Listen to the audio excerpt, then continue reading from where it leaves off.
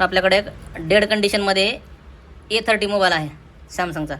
तर या मोबाईलला आपल्याला चेक करायचं आहे की स्टेप बाय स्टेप काय प्रॉब्लेम आहे. पहिले तर आपण काय चेक करायचे, शॉर्टिंग किंवा हाफ शॉर्टिंग. शॉर्टिंग किंवा हाफ शॉर्टिंग चेक करत असताना आपल्याला बॅटरी कनेक्टरला ह्या ठिकाणी प्लसला चेक करायचं आहे. ह्या ठिकाणी मायनस आहे, ह्या ठिकाणी प्लस आहे. तर मिनिमम आपल्याला 250 ते 600 रिडिंग यायला पाहिजे. मल्टीमीटर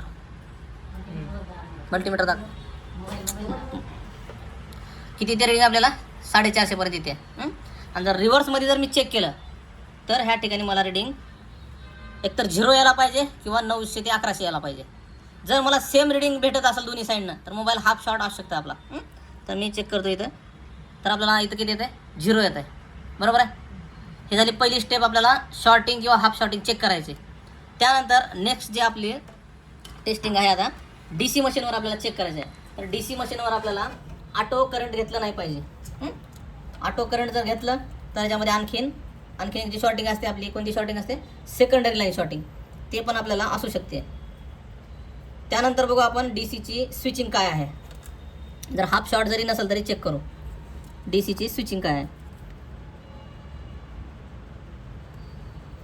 तर मोबाईल जे आहे आपला DCवर 72 वर स्टक झाला आहे विदाऊट स्विचिंग. आपण स्विच बटन दाबले का नाही, कारण ज्या वेळेस आपण पिन लावली त्यावेळेस करंट ऑटोमॅटिक 70-72 वर थांबलं आहे. म्हणजे मोबाईलमध्ये काय आहे, आपल्या सेकंडरी लाईन शॉर्ट आहे.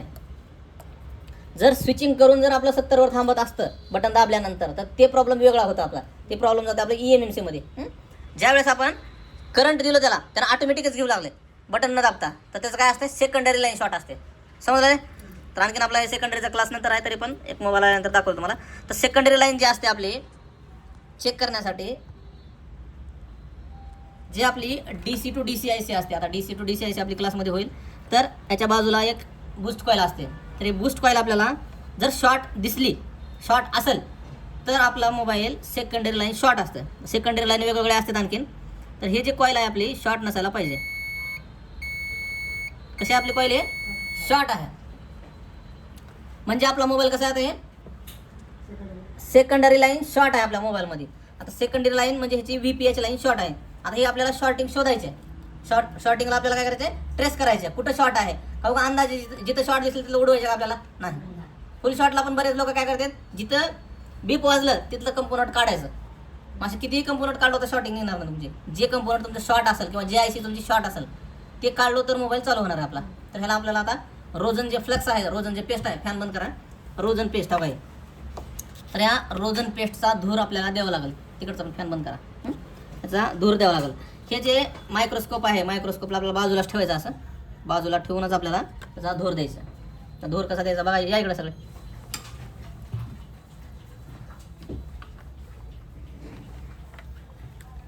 रोझन पेस्टला आपल्याला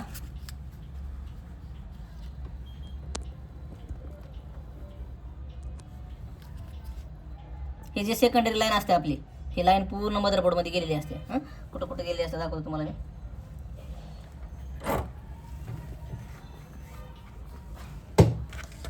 म्हणजे कुण्या ठिकाणी आपल्याला रोझन लावावं लागेल ते तुम्हाला समजेल. हे ओपन होईपर्यंत आपण रोझन लावू.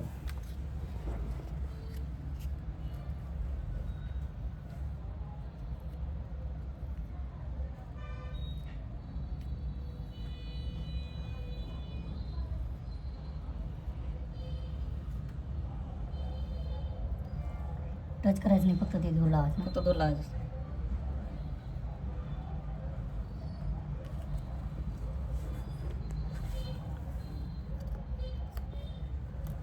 तर गरज पडली तर हे पत्र काढावं लागेल. शक्यतो तर इथे नेटवर्क सेक्शनमध्ये निघायला पाहिजे.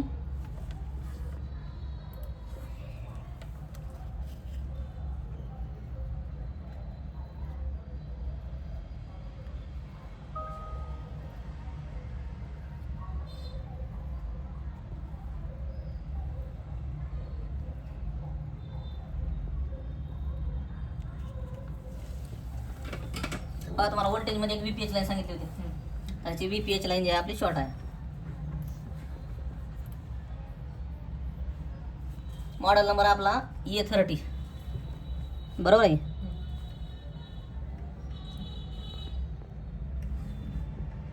E305.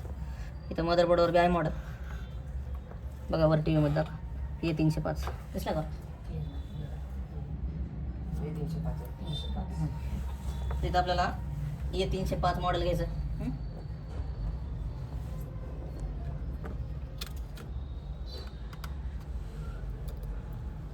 DC मशीनला लावल्यानंतर आपल्याला ऑटोमॅटिक करंट घ्यायला नको आहे. समजा ज्यावेळेस आपण बटन दाबू त्यावेळेसच करंट घेतला पाहिजे.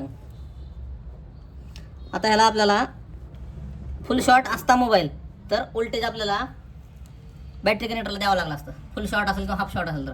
आता आपले फुल शॉर्ट किंवा हाफ शॉर्ट भेटली का आपल्याला? नाही. आपल्याला काय भेटलं? सेकंडरी लाईन शॉर्ट भेटली. म्हणजे कुठली लाईन शॉर्ट भेटली आपल्याला? ह्या कॉईल पसली लाईन शॉर्ट भेटली. तर आपल्याला व्होल्टेज कुठे द्यावं लागलं? मग कॉईललाच द्यावं लागेल किंवा हे कॉईल काढावं लागेल. कॉईल काढून ज्या बाजूला शॉर्ट आहे, आता एक कॉईल काढल्यानंतर काय असतं, एक लाईन आलेली असते ICला आणि दुसरी लाईन गेलेली असते पूर्ण मदरबोर्डला. ही आपली DC to DC IC असते, मेन चार्जिंग IC किंवा फर्स्ट पॉवर IC पण म्हणू शकतो आपण याला. तर ह्या ICतून आपलं VPH व्होल्टेज आउटपुट होतं. जर हे आपण कॉईल काढली तर ही बाजू जर शॉर्ट असेल तर IC शॉर्ट असते आपली आणि वरची बाजू जर शॉर्ट असेल तर अदर सेक्शनमध्ये तुम्हाला शॉर्टिंग भेटते. अदर सेक्शन म्हणजे नेटवर्क सेक्शन असेल किंवा ग्राफिक सेक्शन असेल, लाईट सेक्शन असेल, जितक्या सेक्शनला ही VPHचं व्होल्टेज जातं आहे तेवढ्या सेक्शनमध्ये कुठंही IC किंवा एखादी कंपोनंट आपलं शॉर्ट असू शकतं आहे. आपल्याला ते कॉईल काढायची होती, पहिलं काढली नाही आपण. न काढता आपण देऊ शकता आपण सॅमसंग E305.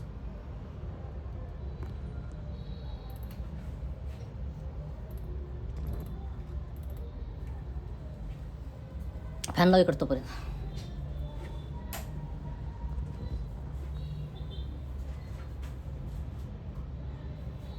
बघा हे याचा मदरबोर्ड आहे. यामध्ये बीट मॅप नावाचं एक ऑप्शन आहे, ते घेतलं आपण. तर आपल्याला शॉर्ट काय भेटली? ही कॉईल. बघा इथं जर टच केलं मी तर ह्या पॉईंटचा सप्लाय आपल्याला फक्त IC द्यावा लागला आहे. तर ह्या ICतून आउटपुट होते व्होल्टेज. जर कॉईल काढल्यानंतर आपल्याला ही बाजू शॉर्ट असते तर IC शॉर्ट असते आपली. आणि पुढच्या बाजूला जर टच केलं तर ही लाईन बघा कुठं कुठं जाते, पूर्ण मदरबोर्डवर दिसेल तुम्हाला. दिसते का? तर एवढ्या ठिकाणी आपलं शॉर्ट असू शकतं मोबाईल. इथं लाईट सेक्शन आहे, इकडे नेटवर्क सेक्शन आहे, वेगवेगळे सेक्शन आहेत आपले पॉवर सेक्शन. तर ज्यावेळेस आपण इथं व्होल्टेज देऊ आता कॉईलपाशी, तर इकडे ज्या ठिकाणी गरम होईल आपलं, ज्या ठिकाणी मेल्ट होईल त्या ठिकाणी आपलं काय शॉर्ट आहे मोबाईल. तर मी जे व्होल्टेज देतो आता कुठे देऊ? कॉईलवर द्यायचं. एक ठेवायचं ग्राउंडला. आपल्याला सिम ट्रेपाशी ग्राउंडच असते आपले. तर कॉईल काढल्यानंतर आपल्याला समजलं असतं की ICकडे आहे का दुसरीकडे. पण असं पण आपल्याला चेक करता येईल की शॉर्ट कुठं आहे. जिथं गरम होईल तिथं आपलं शॉर्ट आहे.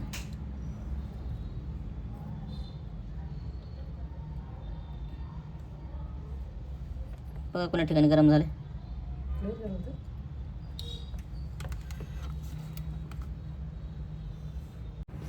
तर आपल्याला कॉईल काढायची ती कॉईल काढली आपण. आता आपण चेक करू की कॉईलची वरची बाजू शॉर्ट आहे का खालची बाजू शॉर्ट आहे. त्याच्यावर समजायला की आपल्याला IC मध्ये शॉर्टिंग आहे का पुढे शॉर्ट आहे. बघा ICकडची बाजू शॉर्ट आहे का? काही खालची बाजू जी आहे ICकडची आहे, ICकडची बाजू शॉर्ट नाही, म्हणजे आपली IC शॉर्ट नाही. तर दुसरीकडे कुठेतरी सेक्शनमध्ये आपली शॉर्टिंग आहे.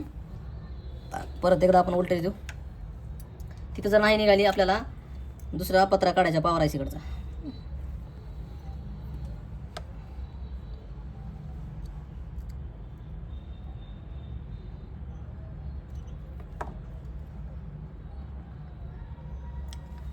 इकडं कुठंच निघालं नाही शॉर्टिंग, म्हणजे आपल्याला पॉवर ICकडचा हे पत्रा काढावा लागेल. जास्तीत जास्त आपल्याला नेटवर्क IC पाशी निघते शॉर्टिंग येते हे ICमध्ये किंवा या कॅपॅसिटरमध्ये, पण इथं नाही, दुसरीकडे शॉर्टिंग आहे.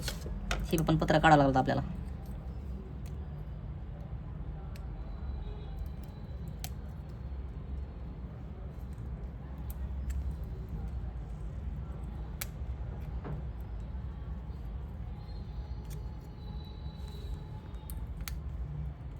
पत्र आपण हिट मारून काढू शकतो आणि कटरने बी काढू शकतो. हिट मारल्यावर IC डॅमेज होण्याचे चान्स जास्त असतात.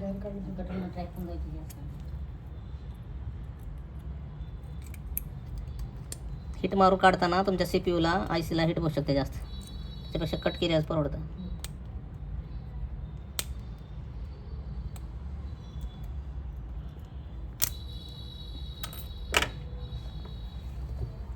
फॅन बंद कर. सगळीकडे एकदा रोजन लावून घेऊ परत.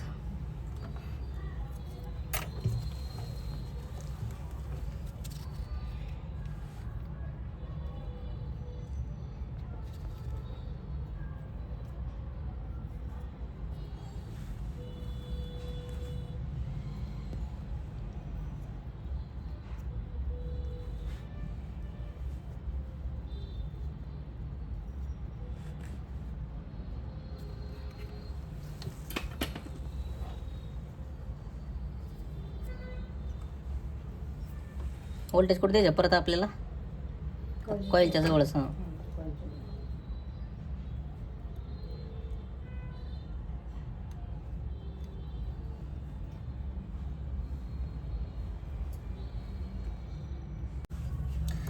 परत कॉईल पशीच व्होल्टेज द्यायचे आपल्याला.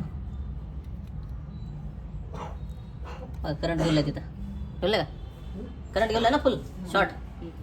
बघा ह्या बाजूला काही गरम झालं का आपलं, ह्या बाजूला तर काही झालं नाही. वरी दाखव. हे नाही दिसलं का. बघा हे बाजू आपल्याला गरम होईल. तर इथं बघा इथे चेक करा. बघ ह्या ठिकाणी आपलं चेक केल्यानंतर आपल्याला सापडलं की इथं एक कॅपॅसिटर गरम होऊ लागला. आपला मिल्ट झाली का एवढी जागा आपली. आता इथं काय करायचं आपल्याला, ह्या कॅपॅसिटरला काढायचं. हां कॉईल पाठीमागून असते ती. आता बघा एक आपण कॅपॅसिटर काढलंय, रिडिंग आली. आता आली का रिडिंग. मग आता हे कॅपॅसिटर जर चेक केलं बीप आला तर शॉर्ट आहे आपलं कॅपॅसिटर, शॉर्ट आहे. मग आपण फक्त एक कॉईल काढली आणि कॅपॅसिटर काढलं, आपली शॉर्टिंग निघाली. कॅपॅसिटर ठेवतो येतो. आता कॉईलची वरची बाजू आपल्याला शॉर्ट दिसत होती, आता निघाली असं शॉर्टिंग. आली रिडिंग आणि आली खाली पण रिडिंग, निघाली आपली शॉर्टिंग.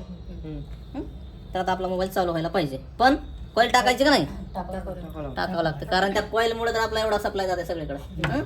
तर आपली जी शॉर्टिंग निघाली बघा इथे निघाली, या ठिकाणी निघाली. हां पत्रा काढल्यानंतर आपल्याला शॉर्टिंग कळाली.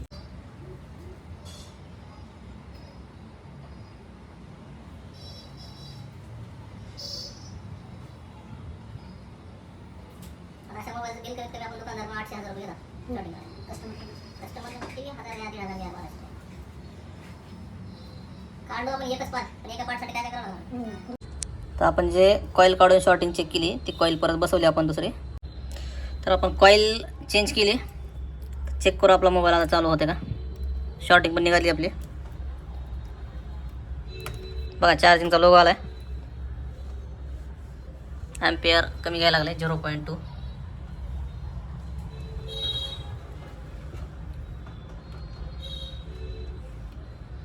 किती झाला पाहिजे चार्जिंग कमीत कमी 1 ॲम्पियर तर घ्यायला पाहिजे. पण आपला शॉर्टिंग निघाली. आता पुढचा प्रॉब्लेम आपण चेक